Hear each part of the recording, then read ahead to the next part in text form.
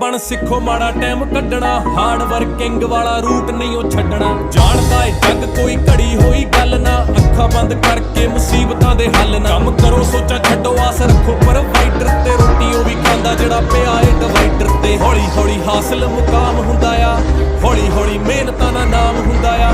ਪਹਿਲਾਂ ਪਹਿਲਾਂ ਹਰ ਬੰਦਾ ਆਮ ਹੁੰਦਾ ਆ, ਦੁਨੀਆਦਾਰੀ ਚੋਂ ਜੋ ਤਰਾਸ਼ ਬਣਦੇ, ਆਪਣੇ ਤੇ ਰੱਖ ਵਿਸ਼ਵਾਸ ਬਣਦੇ ਹੋਏ ਆਮ ਜਿਹੇ ਮੁੰਡੇ ਵੀ ਨਹੀਂ ਖਾਸ ਬਣਦੇ।